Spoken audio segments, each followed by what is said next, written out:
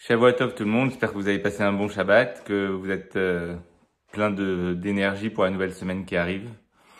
Donc on va aborder un nouveau sujet cette semaine pour plusieurs cours, c'est le thème de la Simcha. La Simcha, la joie, thème central du judaïsme, et au fur et à mesure des prochaines semaines, on expliquera pourquoi, quelle est l'importance de la Simcha. Aujourd'hui, on va surtout s'attacher à essayer de comprendre qu'est-ce que c'est la Simcha, de donner une définition un petit peu chassidique, une définition un peu juive de la Simcha. Alors tout le monde connaît la Simcha, on fait la fête, on sort, on met la musique, on boit peut-être un peu d'alcool, même s'il faut pas en abuser, et même si la Simcha, la vraie Simcha, elle ne doit pas se trouver dans la boisson. On va voir à travers la Torah, qu'est-ce que c'est que la Simcha. Il y a écrit dans la paracha de Vayechi que Yaakov, il a passé 17 années en Égypte. Ce qui est étonnant dans ça, c'est que tout au long du Sefer Bereshit, les patriarches ont vécu à différents endroits et c'est jamais précisé combien de temps ils sont restés là-bas. À chaque fois, on doit faire des calculs en fonction de l'âge d'un tel et de tel événement, etc. Là, c'est écrit que Yaakov, il a passé 17 ans en Égypte, alors que quand Abraham, il est parti en Égypte, quand il y avait la famine en Israël, on ne sait pas combien de temps il est resté. Quand il est parti chez Lavan, quand Yaakov il est parti chez Lavan, il n'y a pas écrit de façon précise combien d'années il est resté chez Lavan. On sait qu'il a travaillé 7 ans pour Rachel, 7 ans pour Léa, et il a travaillé après pour sa parnassa à lui. Mais grosso modo, on ne sait pas combien de temps, on déduit des événements, combien de temps il est resté à la yeshiva de Shem et Ever, c'est même pas écrit dans la Torah. Donc, les commentateurs se posent la question, pourquoi est-ce que tout d'un coup la Torah se met à donner la date précise du nombre d'années que Yaakov il a passé en Égypte? Et là, on a un commentaire qui nous dit que la Torah a précisé ces 17 années parce que c'était les années les plus joyeuses de Yaakov. Et on se pose la question, quoi, Yaakov a attendu la fin de sa vie, les 17 dernières années de sa vie, en Égypte, en galoute, avec un pharaon qui n'est pas forcément, qui n'aime pas forcément les Juifs, pour vivre ses meilleures années? Est-ce qu'il n'avait pas vécu des meilleures années quand il était chez ses parents, dans son enfance?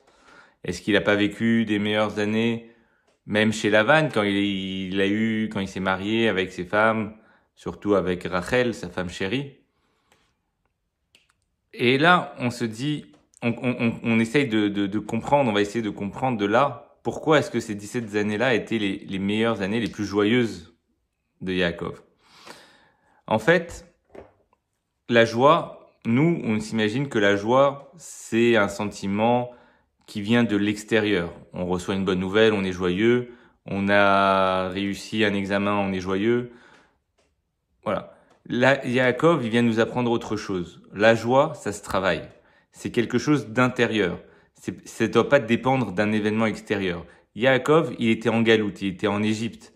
Il sentait qu'il se passait quelque chose entre Yosef et ses autres frères, et sans avoir rien dit, mais il sentait qu'il se passait quelque chose, il sentait qu'entre les frères, il y avait un ressentiment.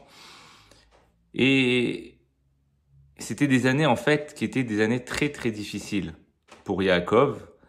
Et justement, comme elles étaient très difficiles ces années, il a travaillé encore plus sur sa joie, et il est arrivé à une joie éternelle, une joie véritable.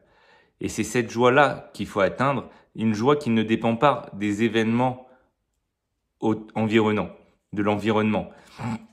Une joie que on vous met quelque part, quel que soit l'endroit où vous êtes, vous allez ressentir cette joie.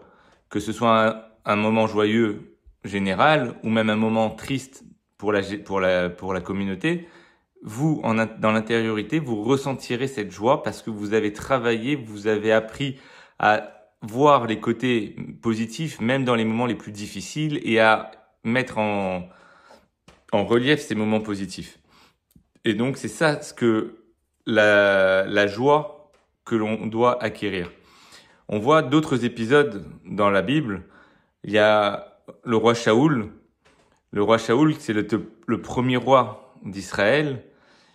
Il devait faire la guerre contre Amalek, il devait tuer Amalek, et il a laissé, comme on le sait, le roi Agag en vie, et il a gardé aussi une partie du troupeau, et pour ça, il a perdu la royauté de sa descendance.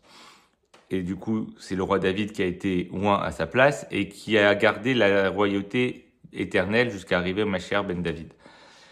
Mais on voit un événement qui aurait pu faire revenir la lignée du roi Shaoul dans la lignée royale. David, le roi David, était marié avec Michal, la fille du roi Shaoul, après maintes péripéties. Et David, lors de ses guerres contre les Philistins, il a récupéré l'Arche Sainte, qui avait été prise en captivité chez les Philistins, et il a ramené l'Arche Sainte à Yerushalayim.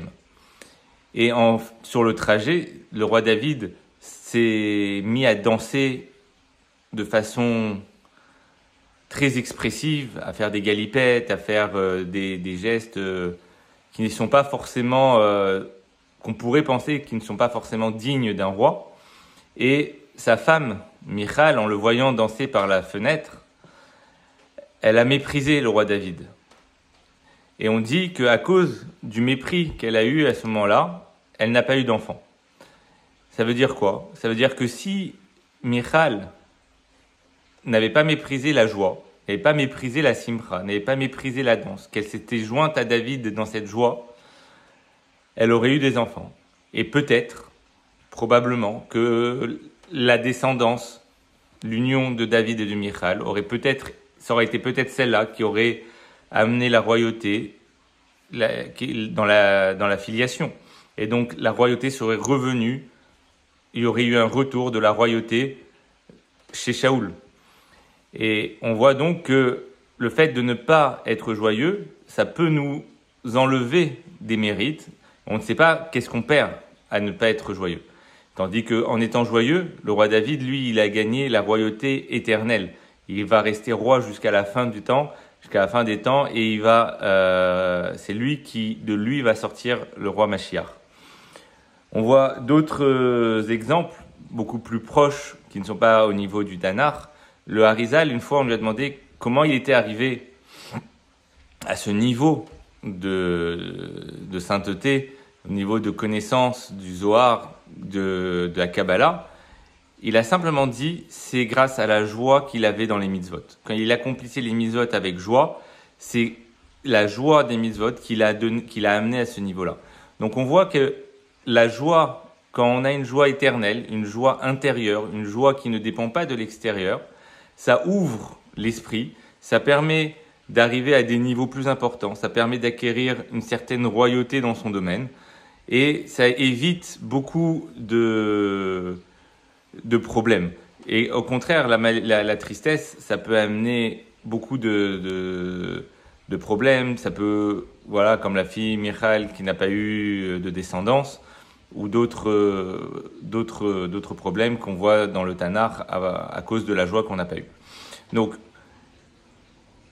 il faut essayer de se travailler dans ces midotes, de trouver toujours les points positifs des choses, de chaque événement, même des événements difficiles, et surtout des événements difficiles, parce que c'est un événement joyeux, c'est facile de trouver les événements joyeux, de travailler ça, d'acquérir en soi ce sentiment de joie interne, profond, qui nous fera sentir toujours joyeux et qui nous fera mériter, si Dieu veut, de rapprocher la Géoula, la venue du Mashiach et le troisième Beth Amikdash, avec la libération de tous les otages et la fin de cette guerre avec le Hamas. Je vous souhaite Shavua Tov, à la semaine prochaine.